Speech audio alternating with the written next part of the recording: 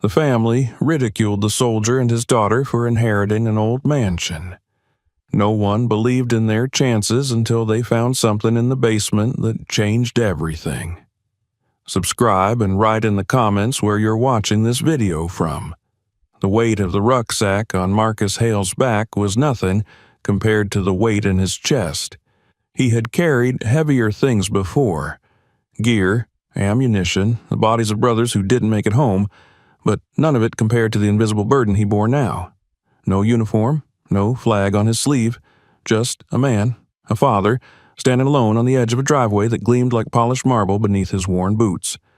The house before him looked more like a museum than a home: sprawling brick, white columns, ivy trimmed like topiary art, and a circular driveway lined with German sedans and shining SUVs. Inside, laughter rippled like glass, the brittle kind that cracked under pressure. He adjusted the strap on his shoulder and looked down at the small hand wrapped in his own. Layla, 10 years old, already too quiet for a child. Her dress hung off her like she'd been borrowed from someone else's life, and her braids, tight and neat, were the only part of her that felt put together. She looked up at him, not with questions, but with faith. He wasn't sure which was harder to carry. The air smelled of roses, chlorine, and too much money. A garden party was in full bloom: men in linen jackets, women in pastel dresses that cost more than Marcus's entire wardrobe. Crystal glasses clinked, a string quartet played some forgettable Vivaldi piece, and servers floated by with trays of canapes and champagne. The party wasn't for anything, not really. It was just something Catherine's family did to remind themselves they were above it all. They saw him before the gate even closed behind him. Heads turned, conversation faltered, and laughter shrank into murmurs. Catherine was seated beneath a canopy with her sisters, her parents, and a circle of people who never had to choose between food and dignity. Her sunglasses were perched in her perfectly highlighted hair, and her lips curled into that familiar smile, the one that said, "You don't belong here, but I'll pretend for the cameras." She didn't rise. She didn't even blink. Instead, she tilted her head like an actress hitting her mark. "You're early," she said, voice smooth and sweet like syrup over spoiled fruit. Marcus said nothing. He reached into his coat and pulled out the manila envelope. He stepped forward, placing it gently on the table before her. A court order, signed, sealed, and notarized. It gave him full legal custody of Layla. He had given up everything to get it: the house they once shared, the savings, even the car. She'd wanted it all, and the lawyers, hers, had been ruthless. But there was one thing he refused to relinquish: his daughter. Catherine's eyes didn't even flicker. She picked up the envelope delicately, glanced at it, and passed it to the man beside her, her family's lawyer. Around them, the hum of the party shifted, soured. Her cousin leaned in and muttered something about that dump on the hill. Another guest chuckled. Someone took out their phone. "He's really going to raise her there?" Catherine said, not to Marcus, but to her audience. "In that mildew-soaked shack Edmund left behind?" Marcus didn't react. The words weren't for him. They were theater, for the audience, for her ego. He looked down at Layla, who was staring at her mother, eyes wide, mouth closed.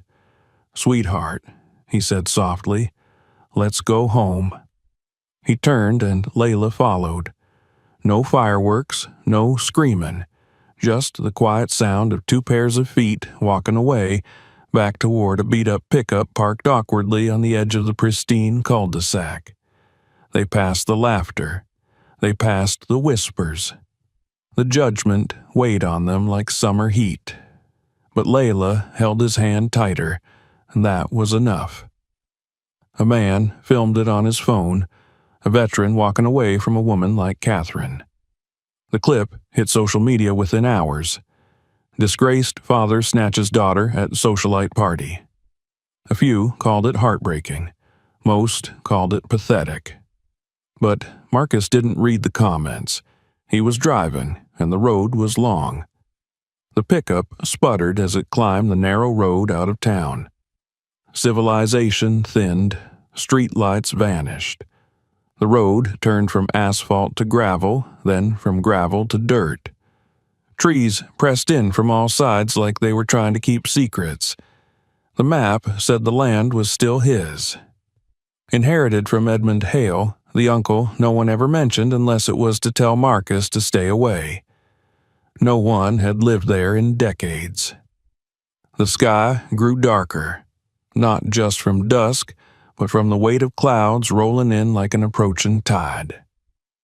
Rain whispered against the windshield as they crested the final hill and saw the house for the first time. It wasn't a house. It was a corpse. The old manor sagged like it was bowing under its own shame. Windows were broken or boarded up. The roof leaned in strange angles. Ivy wrapped around the porch like ropes around a sinking ship. The mailbox hung by a single rusted hinge, its nameplate faded to illegibility. A wind chime made of bent silverware clinked eerily in the wind. Layla didn't speak. She just stared. Marcus turned off the engine.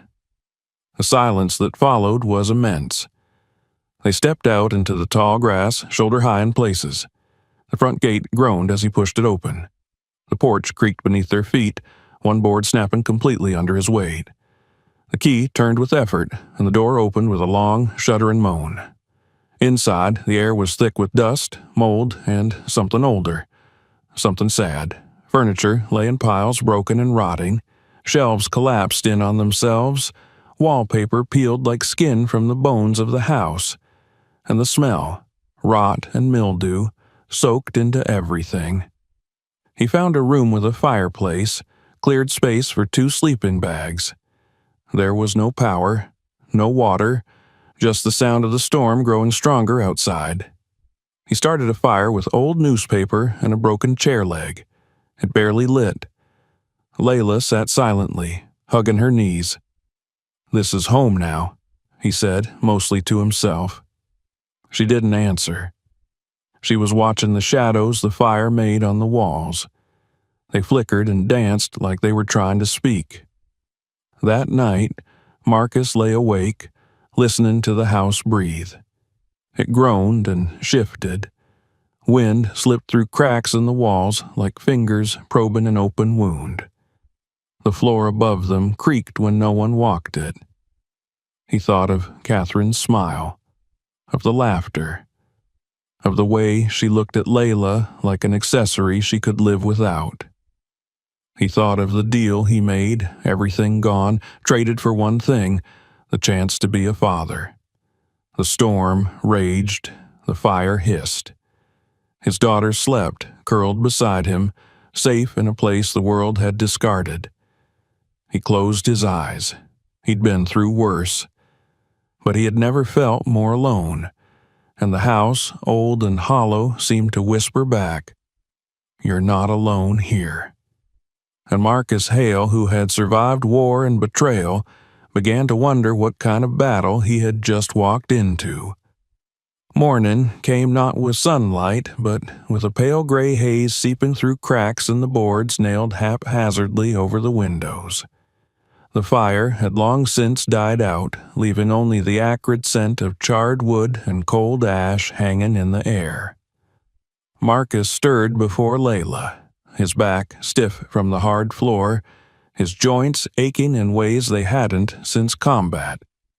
For a moment, he forgot where he was. Then the mildew, the stillness, the oppressive quiet of forgotten walls reminded him. The house hadn't shifted in the night, yet it felt different, heavier somehow, as if it had taken note of its new occupants and was waiting. Marcus moved slowly, not to wake Layla. She lay curled in the sleeping bag, one hand clutching a worn stuffed bear he hadn't even noticed her take from Catherine's house. It looked as out of place here as she did, bright, soft, loved. Nothing else in this place had been touched with care in decades. He opened the front door and stepped outside into the overgrown yard. The sky threatened more rain, but for now the air was still. The grass reached nearly to his waist in places, a chaotic jungle of weeds and wildflowers long uncut. Vines climbed the walls of the house like hungry fingers, threading through cracks and pulling at shutters. Everything about this place screamed, "Stay away," but to Marcus it was the only refuge left. He spent the next few hours taking stock. The porch was barely stable. The roof was missing shingles and sloped where water had eaten through the rafters. Inside, 3 of the downstairs rooms were unusable due to mold or structural decay. The kitchen smelled of long-dead mice and damp. The refrigerator stood like a ghost of modern life, unplugged, its door slightly ajar and covered in a fine green fuzz. The pantry shelves had collapsed in on themselves, scattering rusted cans and broken glass across the floor. Still, there was something underneath it all. Beneath the filth and rot, Marcus sensed bones, real structure, waiting to be uncovered. The house wasn't evil, just abandoned, like him. By noon, Layla had woken quietly without complaint. She stood in the doorway to the ruined dining room barefoot, arms wrapped around herself. "Do we have breakfast?" she asked.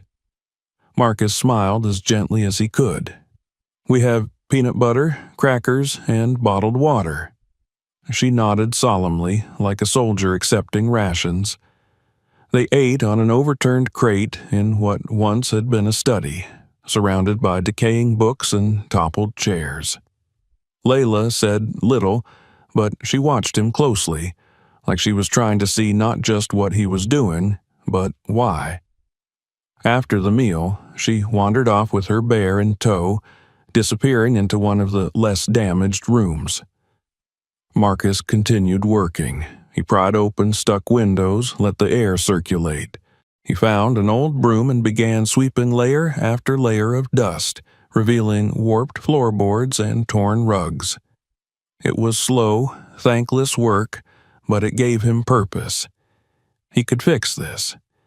Maybe not all at once, maybe not completely, but enough to make it theirs.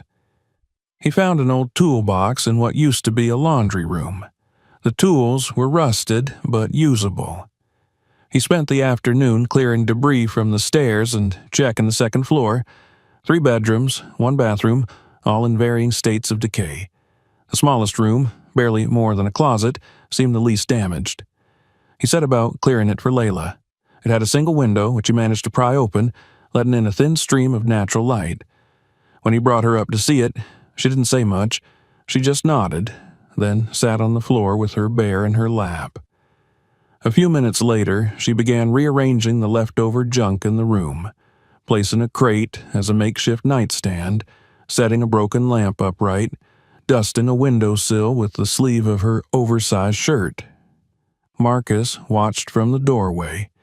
She didn't smile, not quite, but her shoulders relaxed, and that was enough.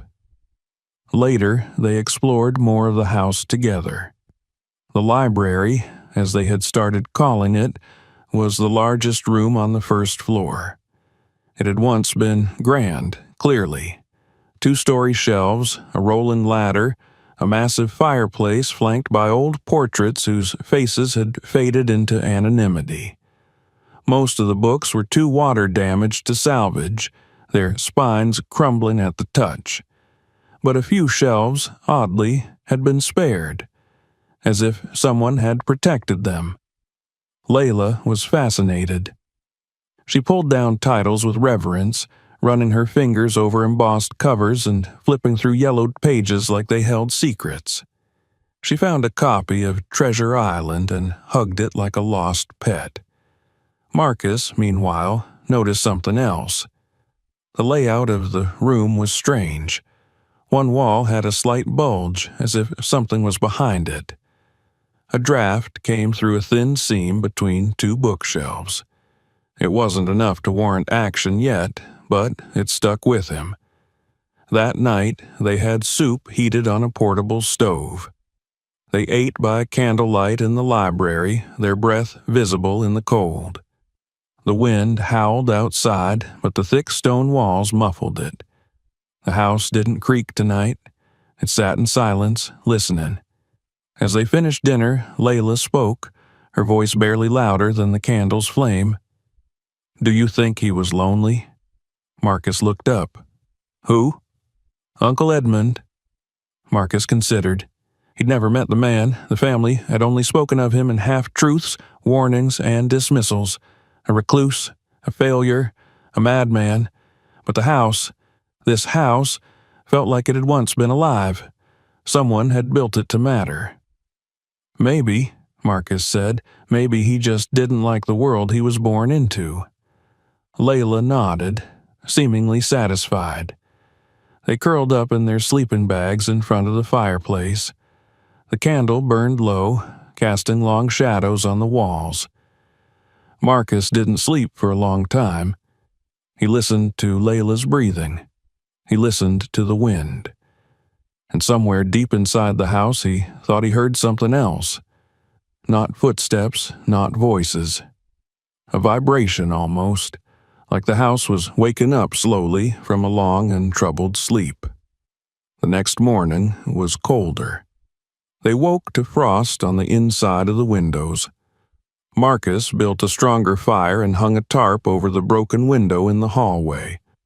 Layla stayed bundled in blankets but remained cheerful.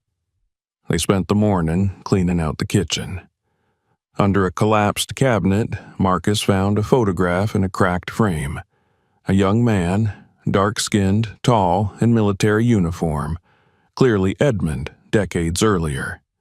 He looked like Marcus, the same jaw, same eyes, but there was something in his expression, a quiet defiance, maybe even a dare. He showed it to Layla. She stared at it for a long time. "He looks kind," she said. That wasn't the word anyone in the family had ever used, but Marcus agreed. By afternoon, they found an old writing desk in the upstairs hallway. It had been jammed shut, its wood swollen with moisture. Marcus wrestled with it until it gave way, revealing a stack of brittle papers, a leather-bound journal, and, strangely, a small key wrapped in oilcloth. The journal belonged to Edmund. The entries were scattered, erratic. Some were just lists of words. Others were passages about time, about betrayal, about value. One line repeated itself several times. "What is hidden is only for the one who dares to stay." Layla copied the line into her own notebook. By the end of the second full day in the house, something had shifted between them. They still had nothing, no comfort, no safety net, but they were together. And the house, once a prison of rot and shame, had become something else. Not a home, not yet, but a possibility. As they sat in front of the fire that night, wrapped in blankets, Layla whispered, "Thank you for choosing me over everything else." Marcus looked at her, his throat tight. He didn't reply. There was no need. The house answered for him. A board creaked overhead. A draft moved through the room, and in the library, behind the seam in the bookshelves, something waited. Something that had been locked away for decades. Something that knew they had finally come. The days passed slowly, each one folding into the next like worn pages of an old book, weathered and unread for far too long. Outside, the landscape remained still beneath the cloudy Vermont sky. The grass swayed gently in the wind, wild and free, as if the earth had forgotten what it meant to be tamed. Inside the house, Marcus and Layla moved through dust and ruin like ghosts, determined to carve out space for the living. There was no heat, no comfort, and very little hope. Yet, in the flicker of candlelight, in the clatter of makeshift meals and soft laughter, something began to shift. It wasn't warmth, not yet, but it was the beginning of belonging. Layla had claimed the smallest upstairs bedroom as her own. The ceiling still sagged from water damage, and a strange smell lingered in the corners, but she seemed undeterred. She lined up books along the windowsill, placed her worn bear on the crate beside her bedroll, and arranged pebbles and pine cones in neat circles around the floor as if warding off some unseen presence. Marcus watched her with a mix of awe and guilt. Children had an uncanny ability to adapt, to find rhythm in chaos, but he knew she deserved more than adaptation. She deserved security, a life, a future. Each morning, Marcus rose before dawn and began to work. He hauled away rotted wood, reinforced sagging beams, patched holes in the walls with salvaged planks. His hands cracked from cold and overuse, knuckles bruised and bleeding. He found a kind of peace in the rhythm of labor. In war, motion had meant survival. Here, it meant the illusion of control. They had no internet, no television, no phone reception. Their only link to the world outside was an old radio that sputtered to life on rare occasions when the wind hit the antenna just right. It was on that radio, one chilly morning, that Marcus caught a snippet of a news broadcast. Someone had uploaded the video of him leaving Catherine's estate with Layla. The world now knew the story. Veteran walks away with daughter from socialite garden party. The tone was mocking. The clip had gone viral. Marcus turned the radio off and didn't mention it to Layla. Instead, he focused on the house. Or rather, the house began to focus on him. It started subtly, a soft knock when no one was near. A door easing open in the dead of night. Books that fell from shelves without a breeze. At first, Marcus dismissed it as the natural creaks of a neglected structure. But there was something too intentional about it, too rhythmic. The house was not collapsing. It was stirring. One evening, after cleaning a storage room behind the kitchen, Marcus found himself drawn back to the library. The seam between the bookshelves was clearer now, the gap more pronounced. He ran his fingers along the molding and felt a faint draft, a whisper of air where there should be none. He pressed gently, expecting nothing, and was surprised when one of the panels shifted beneath his hand. He paused, listening. The house held its breath. Behind him, Layla appeared in the doorway, her arms crossed and her bear tucked under one elbow. "You found something, didn't you?"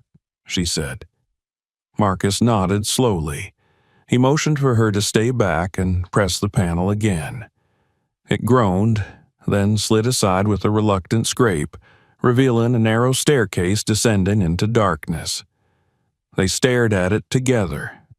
No words, only the sense that they were looking at something not meant to be found, or perhaps meant only for them. Marcus retrieved a lantern and tested the first few steps. They held. He looked back at Layla, who stood silently, her eyes wide but unafraid. "I'm coming too," she said simply. They descended together. The staircase led into a small, stone-walled chamber, colder than the rest of the house, as if it had been untouched by time. Shelves lined the walls, stacked with old trunks, ledgers, and boxes covered in dust. In the center stood a work table littered with papers and blueprints, some curled from moisture, others still crisp. A faded map was pinned to a corkboard. Red X's marked several locations throughout the house. It wasn't just a basement. It was a vault, a memory, a hiding place. Layla wandered over to a small trunk and opened it carefully. Inside were journals, dozens of them, each labeled with a year. She picked one at random, opened it, and read aloud. "They won't find it, I've made sure. They mocked me once, but they won't laugh when I'm gone." She looked up. "It's Uncle Edmund's." Marcus sifted through the documents on the table. Schematics, plans, diagrams of compartments hidden within the walls.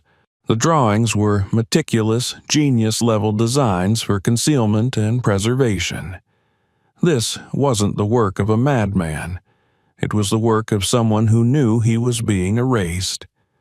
Back upstairs, as a lantern burned low, Marcus and Layla spread the journals across the floor and read until their eyes blurred. There were mentions of betrayal, of property rights stolen, of lies told by family to discredit him.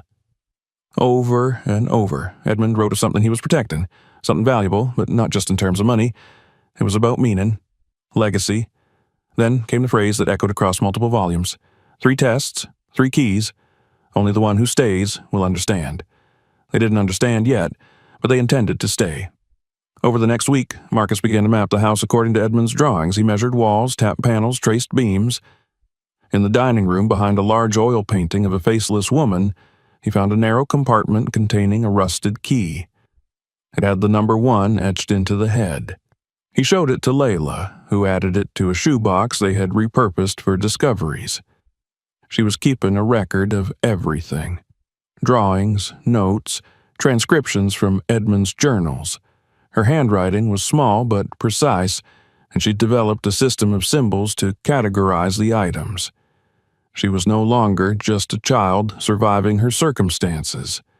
She was a part of the hunt. They found the second key in the attic, beneath a loose floorboard hidden beneath an old cot. It was wrapped in wax paper and smelled of cedar. On it, the number 2, etched with more care than the first. The third was the most elusive. Days turned into a scavenger chase through rot and dust. Marcus had to disassemble part of the staircase to uncover a hollow post where the final key had been hidden. It took hours of labor and more than a few splinters, but when he held the third key in his palm, number 3 barely visible under the grime, he felt something settle inside him. A silence, the kind that comes only when a puzzle begins to fit. They returned to the basement and explored further. In the far corner of the room, half buried behind stacked crates, they found a wooden hatch embedded in the floor. It was locked with 3 padlocks, each ancient and engraved with a Roman numeral. Marcus looked at Layla. She didn't say a word. She just handed him the box of keys. One by one, they fit. One by one, the locks opened with a heavy metallic click, releasing tension that neither of them knew they had been carrying. Beneath the hatch was a trunk, old, steel-reinforced, sealed tight. Marcus gripped the handle and pulled. The lid creaked open with a groan that echoed like thunder. Inside, neatly packed and astonishingly preserved, were stacks of gold bars, antique coins in velvet-lined cases, sealed bond certificates, stock documents from companies that had since grown into global giants. Marcus reached in, stunned, and pulled out a small velvet pouch. It contained a diamond-studded pocket watch engraved with the Hale family crest, and beneath it all, a single folded sheet of parchment, yellowed but intact. Marcus opened it. "To the one who understands the worth of this home, you found me. You saw past the ruin, the rot, the lies. I leave this not because of blood, but because of belief. You stayed. That is enough." Edmund Hale. They didn't speak. They couldn't. The weight of it was too great. Not just the treasure, but the validation. Marcus held the letter like a relic, and Layla pressed her head to his arm. In that moment, the silence of the house wasn't oppressive. It was reverent. They closed the trunk and resealed the hatch, marking the location on their map, but telling no one. Not yet. That night, as they sat by the fire, the wind rose and the house creaked, not with menace, but like an old friend stretching after a long sleep. Layla looked at him, her voice soft. "Maybe we don't need what Mom has. Maybe this is enough." Marcus didn't answer right away. He looked at the house, the walls that had once whispered threats and now hummed with quiet purpose. He thought of the laughter at the party, the looks of disgust, the smug certainty that he would fail. Then he looked at his daughter. She was smiling, not because of gold or treasure or revenge. She was smiling because, for the first time, they belonged. And he knew without a shadow of doubt that the house had chosen them just as surely as they had chosen it. The morning after unlocking the trunk felt strangely anticlimactic. The world hadn't changed. The house still creaked and sagged under its own weight. The wind still moaned through the broken eaves, and the frost still clung to the window panes like a stubborn memory. But inside Marcus, something had shifted. Not just a sense of triumph, not even relief. It was closer to purpose. For the first time in years, maybe since the war, he had direction. And it wasn't about gold or proving something to anyone. It was about what this house had come to mean. Layla, however, seemed transformed. She moved through the house differently now, like a girl no longer simply surviving but exploring something sacred. She spent hours cataloging everything they had found, arranging the coins by country and year, reading aloud stock names Marcus didn't even recognize, and marking them on the map they had pinned to the parlor wall. She treated the documents like ancient scrolls, piecing together the story of a man who had been dismissed by his own blood as an eccentric recluse and had instead hidden an empire beneath their feet. They kept the discovery between them. That unspoken pact, sealed in candlelight beside the open trunk, held stronger than any legal contract. Marcus had no plan, not yet. The idea of what to do with the treasure felt too large, too distant, like trying to stare directly into the sun. All he knew was that this house, this strange, half-rotted relic of a man no one wanted to remember, was no longer just a shelter. It was a promise. He returned to the journals. Not all of them were written in the same tone. Some read like manifestos, laced with fury and disappointment, lashing out at a family that had cast Edmund aside. Others, however, were quiet, meditative even. He had kept meticulous records, not only of his estate and holdings, but of the land, the weather, even the behavior of birds nesting in the attic rafters. He had been alone for decades, but not idle. Somewhere between paranoia and brilliance, Edmund had carved meaning into every inch of this place. The vault was not a hoard, it was a message. Someone, someday, would see the value where others only saw decay. And now, someone had. Marcus felt the pressure building before it came. Something about the air changed, like the pause before a storm. A silence too absolute to be natural. That afternoon, a black SUV crept up the overgrown drive, moving slowly, like it feared scratching its pristine body on the brush. Marcus watched from the front steps, his arms crossed, as the car parked awkwardly beside the rusting remains of his own pickup. He didn't move. He already knew who it was. Catherine stepped out, sleek and poised as ever, her blonde hair pulled tight, her sunglasses reflecting the dawn light of the winter sky. A man followed, early 40s, expensive suit, eyes scanning everything with surgical detachment. Marcus knew a lawyer when he saw one. Layla stood behind the screen door, silent. Catherine didn't waste time. "I heard you made a discovery," she said, not bothering with small talk. Marcus said nothing. She looked past him at the house, her nose wrinkling slightly. "We were worried about Layla's well-being. This place," she gestured vaguely, "is hardly suitable." The lawyer stepped forward, handing over a folded packet of documents. Marcus didn't take them. The man laid them on the step instead. "We're seeking emergency review of the custody arrangement," he said. "Concerns have been raised." Marcus raised an eyebrow. "Concerns," Catherine echoed, "about where she's living, what she's exposed to, whether she's being properly educated, fed, safe." "She's safer than she ever was with you," Marcus said finally. Catherine's mouth tightened. "Be reasonable. She deserves better than this. Whatever you think you found—" Marcus didn't let her finish. He turned and walked back inside, leaving the papers on the porch.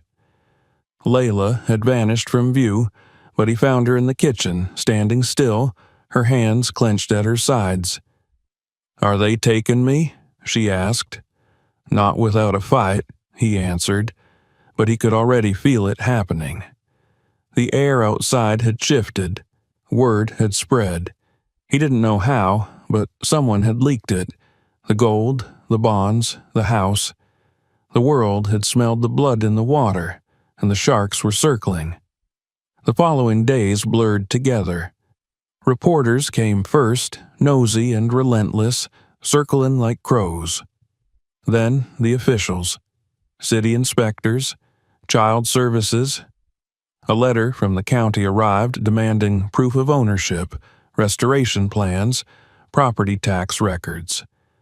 He answered what he could, stalled what he couldn't, and tried to keep Layla sheltered from the worst of it. But she was smart. She heard the whispers, saw the headlines online when she borrowed his phone, and eventually the story exploded. Veteran strikes gold in haunted mansion. Child living in unsafe conditions amid hidden fortune. Family of socialite seeks custody over concerns of welfare. They spun it every way they could. Marcus the unstable. Marcus the bitter ex. Marcus the squatter on forgotten wealth. Catherine's family hired more lawyers, publicists, consultants. They flooded social media with photos of Layla from years past, at dance recitals, dressed for Christmas, smiling under a tree they'd paid someone else to decorate. Meanwhile, Marcus could barely keep the house from falling in on itself. He moved the trunk to a hidden chamber below the basement, one not on any blueprint. He reinforced the hatch, sealed the walls, and concealed it beneath false flooring. If they came for it, they wouldn't find it, but they wouldn't stop coming. He knew that now. And then came the worst blow. The judge, pressured by lawyers and press, ordered a temporary transfer of custody to Catherine, pending full review. The hearing was set for a month away. Until then, Layla would stay with her mother. She didn't cry when they came. That hurt the most. She packed her little bag, took her bear, and looked him in the eye. "I know you'll fix this," she said. Then she left. The house grew colder. He wandered its halls like a soldier lost in enemy territory. The silence was different now. Not reverent, not comforting. Hollow. He sat in the library, surrounded by the journals and maps, and stared at the flickering candlelight until his vision blurred. The fire in the hearth had long since died. Outside, the trees bent under the wind. He picked up Edmund's letter again, read it for the 1,000th time, searching for something he'd missed. The next morning, he started digging. Not in the ground, but in records. He requested files, searched archives, sent letters. He scraped together enough cash to hire a private investigator, an old army buddy turned PI. Within 2 weeks, they had what they needed. Catherine had lied to the court. She had accepted federal aid as a single mother while Marcus was still paying for everything. She had never filed proper reports about their custody agreement. More damning, she had returned to town the day after the news broke about the treasure.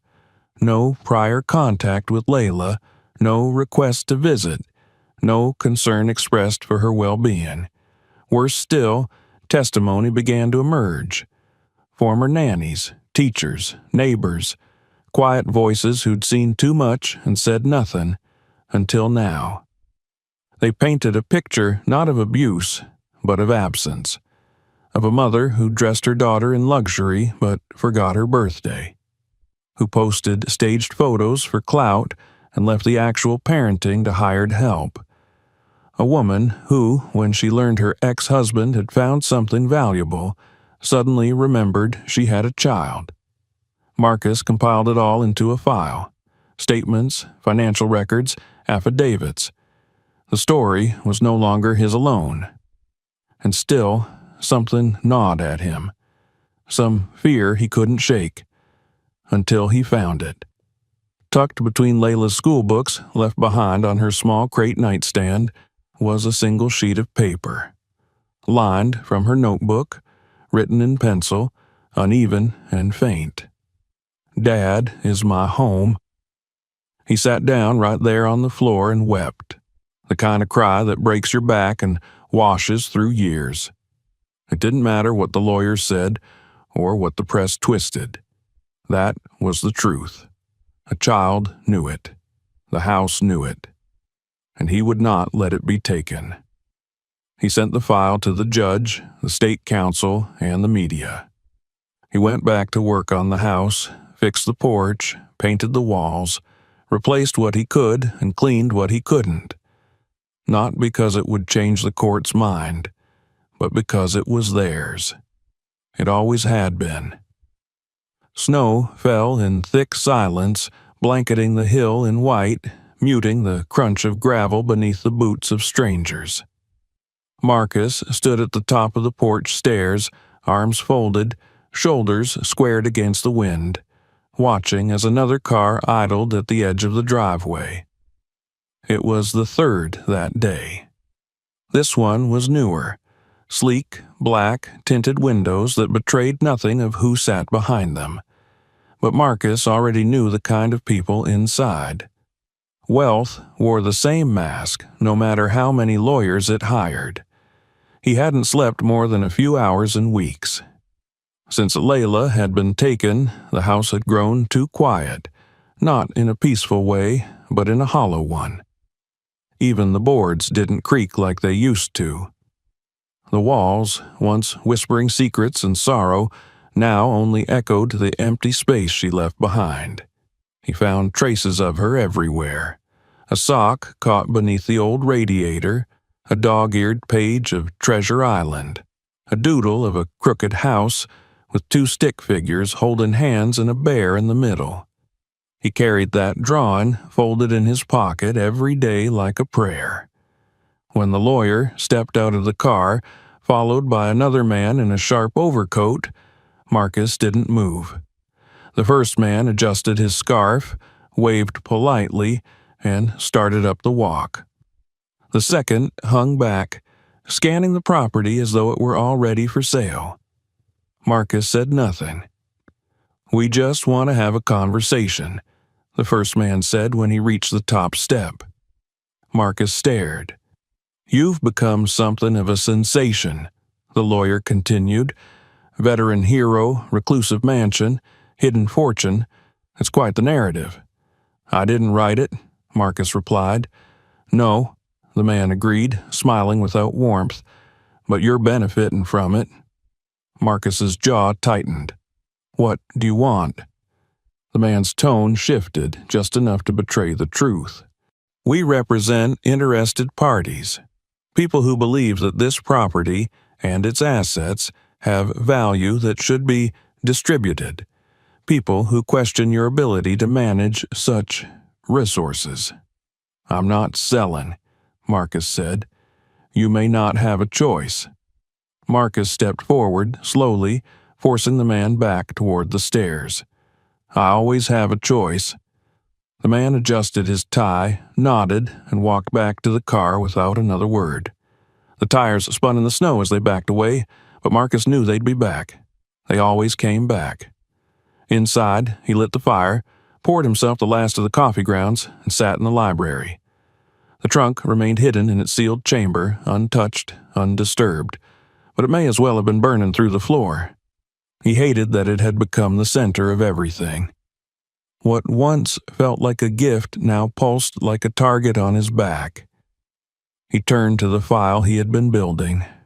Pages upon pages of evidence, not just against Catherine, but in defense of the truth.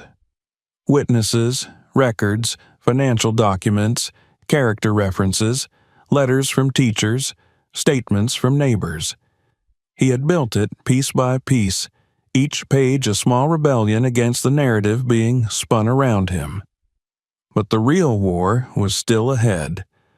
The custody hearing was days away. His court-appointed lawyer had done everything she could, but the other side had resources, reputation, and a carefully crafted story. They painted Marcus as unstable, unfit, unwell. A man who had dragged a child into a collapsing house and kept her there in secret, surrounded by mold and danger. The treasure only complicated things. If the court believed he was hiding assets or withholding value that belonged to Layla, they could take her permanently this time. And Catherine had no intention of letting go, not because she loved her daughter, but because Layla had become a symbol. Proof that Catherine was still in control. Proof that she could erase the past. The snow continued for 2 days straight. Power flickered on and off, wind rattled the loose shutters, and the isolation of the hilltop grew heavier. Marcus didn't leave the house. He barely ate. He worked, repaired, polished. He replaced broken tiles in the entryway, repainted the front room using leftover buckets of beige paint he found in the basement. He fixed the stair rail that had splintered when they first arrived. The house began to shift again, subtly, as if acknowledging his effort. On the third morning, a knock at the door startled him. He opened it expecting another suit. Instead, he found Margaret Chun. The old librarian from town looked smaller than he remembered, hunched in her coat, a cloth bag clutched in one hand. "I thought you might need this," she said, holding out the bag. Inside were several old letters, handwritten, yellowed, addressed in Edmund's careful script. She explained that Edmund had once entrusted her with documents he didn't want family to see. She had kept them all these years, unsure what to do. But after seeing the news, after remembering Marcus as a quiet boy who used to sit in the library while Catherine and her sisters played outside, she decided the letters had found their rightful home. One letter stood out. Addressed to my future heir, it was more personal than the others. In it, Edmund described how the family had turned on him, how they had tried to commit him when he refused to sell the estate, how they labeled him paranoid for protecting what he knew they would squander.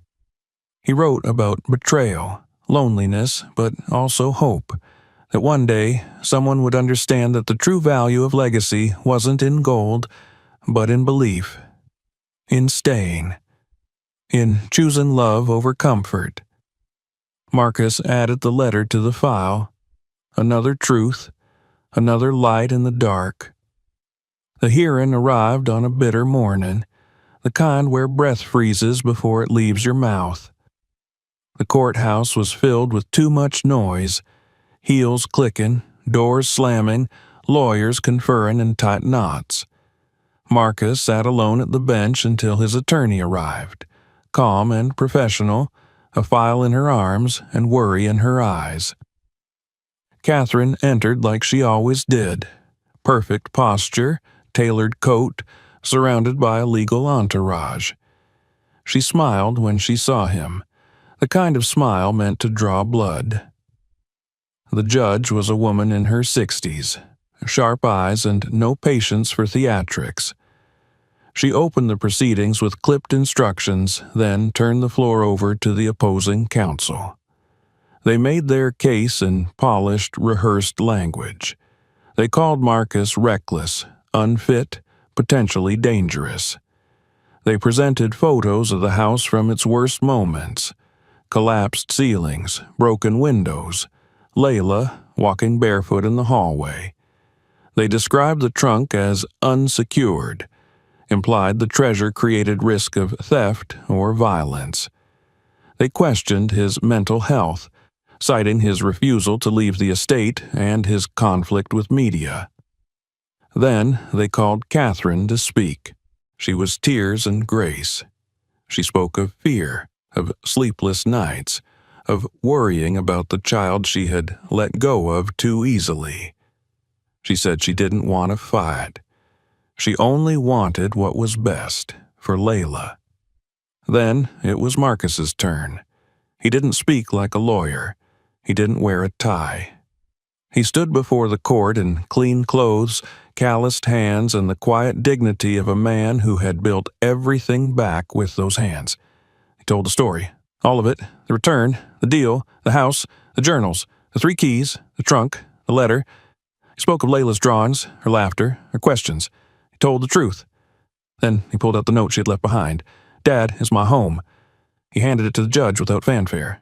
There was silence. The judge reviewed the file. She asked questions.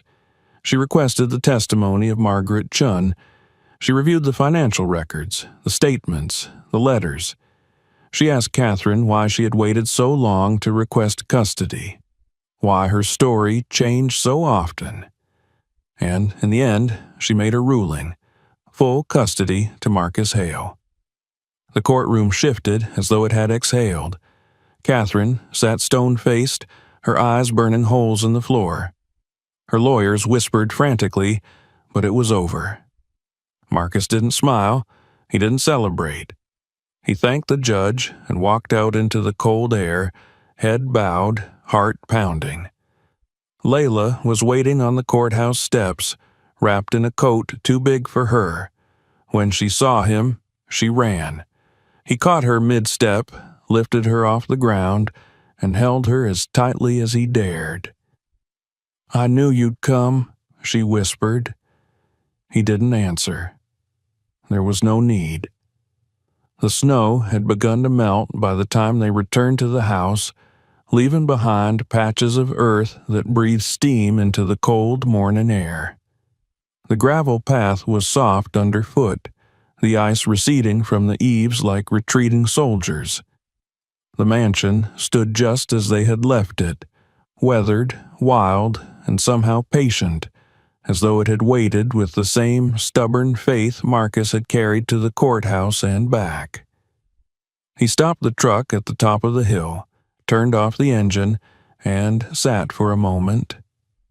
Layla was asleep in the passenger seat, her head resting against the window, her small frame bundled in a coat 2 sizes too large. She hadn't said much on the drive back. Just once, as they passed through the edge of town, she had looked out at the distant hills and whispered, "I miss the trees." It had been enough. Marcus didn't wake her right away. He stepped out, boots sinking into the soft earth, and walked toward the porch. The steps still creaked beneath his weight, but they no longer felt like warnings. Inside, the air was colder than he remembered, but clean. He had left the windows cracked to let in fresh air and now closed them gently. Dust had settled on the kitchen counter, but otherwise the house remained untouched. He returned to the truck and opened the door. Layla stirred, blinked slowly, and looked around. "We're home?" she asked. He nodded. She smiled and stepped out, her boots crunching in the damp gravel. She stood in front of the house for a long moment, her gaze sweeping the roof line, the crooked shutters, the ivy that had begun to thaw and hang like green threads from the walls. Then she took his hand and squeezed. The next days passed like an exhale. No reporters, no lawyers, no courtrooms, just the crackle of firewood, the creak of old floorboards, and the soft hum of two people rebuilding something they had never truly been given.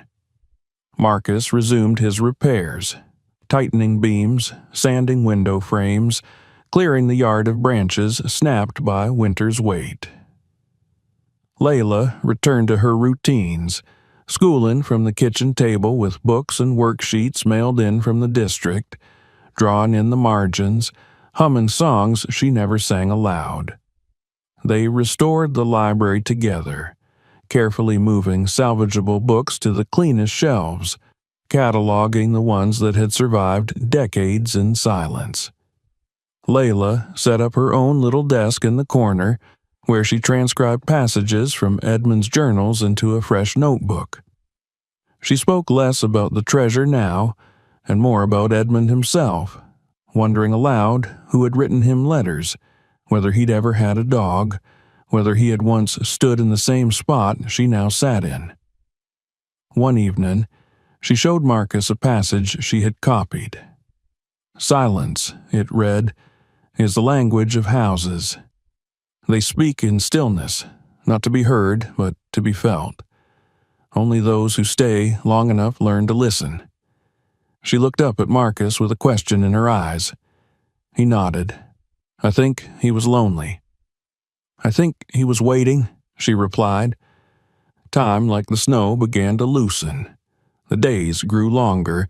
The wind warmed. Green crept into the edges of the hill, and the air smelled of mud and growing things. They planted a garden in the back, digging shallow furrows and scattering seeds, not because they needed food, but because they needed life. Layla insisted on planting sunflowers by the fence, saying the house looked like it needed something to smile about. Word of the court ruling spread. The media lost interest quickly when no lawsuits followed, when Marcus refused interviews, when Catherine's lawyers declined to appeal. She left quietly, her pride too wounded to remain in the town that had briefly turned against her. There were still whispers in the corners, neighbors who speculated about the fortune, about what Marcus was hiding, but no one came knocking anymore. The hill was theirs again. Then, one afternoon, the letter arrived. It was addressed to Marcus Hale, handwritten in a slanted, uncertain script with no return address. Inside was a single folded sheet of paper and a photograph. The photo was old, creased, the color faded to sepia. It showed a young Edmund Hale, maybe 20 years old, standing beside a woman with dark skin and fierce eyes. They were in front of the house, whole then, freshly painted with shutters straight and a porch swing dangling from chains. Edmund had his arm around her shoulders. The woman held a child on her hip. Marcus turned over the photo. On the back, in faint pencil, it read, "Edmund, Ruth, and Micah, 1952. The letter, written in a delicate but deliberate hand, was brief. "Dear Mr. Hale, I believe you are the right one to carry this. My grandmother spoke of Edmund often, of his brilliance, his sadness, his kindness. She said he was cast out for loving the wrong person in the wrong time, that the house was his refuge when the world refused him. She asked that we never forget him. I never did. When I saw your name and your daughter's face, I thought perhaps the house had found family again. Not by blood, but by something deeper. I hope this reaches you in peace." R.L. Marcus read the letter 3 times.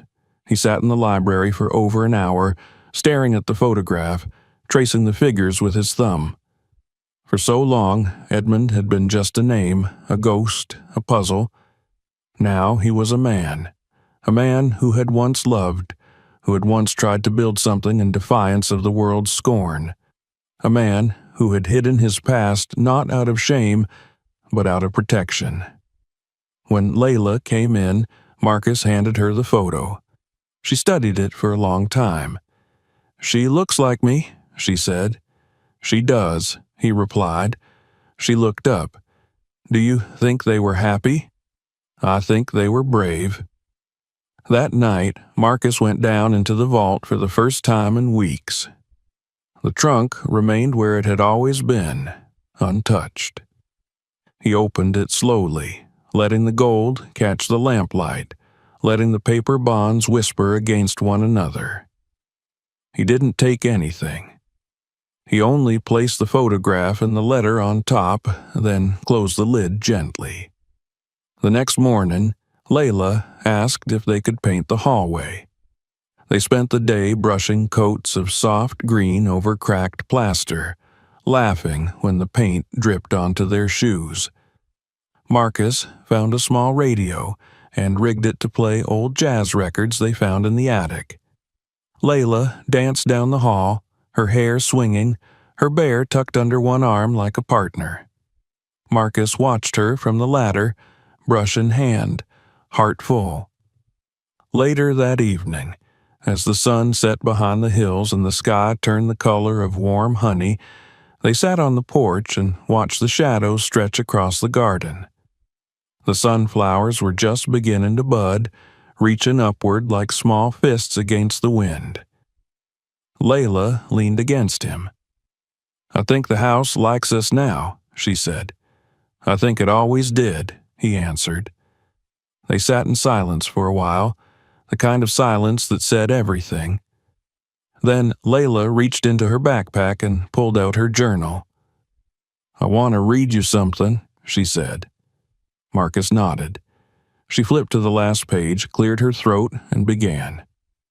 Once there was a house that everyone forgot. It was too old, too broken, too full of shadows. People said it was cursed or haunted or ruined. But one day, a man and a girl came to the house. They didn't run away. They didn't try to sell it. They stayed. They listened.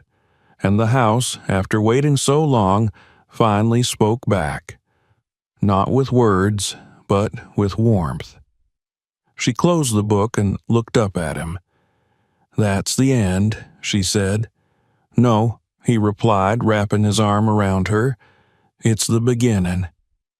Spring came to the hill quietly, like a secret whispered into the folds of the earth. It crept in with the soft greening of branches, the tentative bloom of crocuses pushing through soil that had been frozen for so long it no longer remembered warmth. The air changed first, just a little at a time, like someone gently turning the temperature knob of the world, replacing cold with clarity. Then came the light, golden and pale in the mornings, casting long angles across the warped floorboards of the front hallway and filtering through the library windows like honey. Marcus Hale had grown used to silence. It had been the constant thread through his life since the war, since the divorce, since the house. But now the silence had changed its tone. It no longer pressed in on him. It embraced. It no longer hung like an accusation. It settled like peace. He woke early each morning before Layla, not from restlessness but habit. The fire was no longer necessary, but he lit it anyway. Something about the crackle of kindling felt right, like a heartbeat echoing through the bones of the house. The coffee always tasted a little burnt, the pot older than his memory, but it warmed his hands, and that was enough. He would sit on the porch with his boots unlaced and watch the mist lift from the fields as the birds began their morning chorus. The land stretched in every direction, uninterrupted, unclaimed. There was a stillness to it that felt earned. Inside, Layla stirred to life. Her footsteps had a rhythm now, not the hesitant shuffle of a child unsure where she belonged, but the light, skipping pattern of someone who had found her pace. She moved with purpose, sweeping the floor before breakfast, feeding the hens they'd rescued from a closing farm nearby, checking on the sprouts in the garden as if they were old friends. Her joy was never loud, but it was steady, like the beat of rain on the roof or wind in the leaves. The house bore the signs of all they had done. The paint in the hallway had chipped in one place, where Layla had accidentally leaned her wet shoulder against it after playing in the rain. They had left it untouched. The porch swing Marcus had rehung after finding it in the cellar now creaked contentedly in the breeze, sometimes with Layla curled into its cushions, reading with her feet tucked beneath her. The second floor, once too damaged to enter, had been cleared room by room until Marcus had carved out a small studio for woodworking where he repaired furniture they salvaged from estate sales and discarded barns. But the most remarkable change had nothing to do with nails or paint or patches. It was the laughter. It came in little bursts, a giggle from the kitchen when Marcus dropped a bowl, a full-throated laugh when he lost a game of checkers for the 6th time in a row, a snort when she caught him singing under his breath to a tune he didn't know she'd heard. That laughter was a melody that filled the house in ways no renovation ever could. It echoed down the halls, across the landing, into the bones of the home, waking whatever spirit had been waiting all this time. One afternoon, as the sun poured in through the cleaned panes of the library, Marcus found Layla drawing. She was bent over her notebook with intense concentration, tongue caught between her teeth, pencil flying. When she finished, she turned it toward him. It was a picture of the house, but not how it had been. This version stood straight and proud. The shutters were fixed, the chimney whole, the garden lush and blooming. In front stood 2 figures, Marcus and Layla, smiling side by side. Behind them, in the top window, a third figure watched. An older man, dark-skinned, hair graying, eyes kind. Marcus blinked. "Is that Edmund?" he asked softly. Layla nodded. "I think he's still here, watching." Marcus said nothing for a long time. Then he reached out and touched the corner of the paper. "I think he'd be proud." That evening, they hung the picture on the wall near the stairs. Layla insisted it should go there, so he could see it every time he came down in the morning. She was right. A few weeks later, as they were cleaning out the last of the attic, Layla opened a small crate filled with old papers and found a brass plate. It was covered in dust, but the engraving was still clear. Hale House, beneath the name in smaller lettering, "Where Silence Remembers." They mounted it beside the front door. Neighbors began to stop by cautiously at first. A woman from the town's historical society brought old photographs, including one of Edmund standing beside a barn that no longer existed. She wept when she saw the restored front room. A retired teacher of Marcus's showed up with a worn copy of To Kill a Mockingbird, the margins filled with notes from when Marcus had been 15, a boy who had once been invisible to a town that never tried to see him. They came not out of curiosity, but respect. Not because of the gold, most had forgotten that part, but because of what the house had become, a kind of living story. A place that had defied the rot and the silence and become something sacred again. One evening, as the sky faded from amber to blue, Marcus and Layla sat on the porch and watched the fireflies rise from the grass. "Do you ever miss it?" she asked suddenly. "Miss what?" "The world, before." He thought about that for a while. The world before the house, before the courtrooms, before Catherine, before the war. "No," he said at last, "because I don't think I was in it." Layla leaned her head against his shoulder. "I'm glad you're here now. I'm glad you brought me here." Later that night, Marcus found himself walking the halls after Layla had gone to bed. The house creaked beneath his steps, but not with protest. It creaked like an old tree settling its roots deeper. He paused in front of the library and opened the door. The fire in the hearth had died, but the room was warm. He sat in the chair near the window and listened. No wind, no storm, just the heartbeat of the place, steady and quiet. He thought of Edmund, of the journals, of the hidden trunk. He hadn't touched it in months, hadn't needed to. The wealth remained untouched beneath the boards, but the real inheritance had been something else entirely. This, the stillness, the safety, the voice of a house that had learned to speak again. He stood, crossed the room, and opened the window. The night breeze swept in, cool and clean. Somewhere in the distance, an owl called. Marcus smiled, turned off the light, and let the darkness settle around him like a blanket.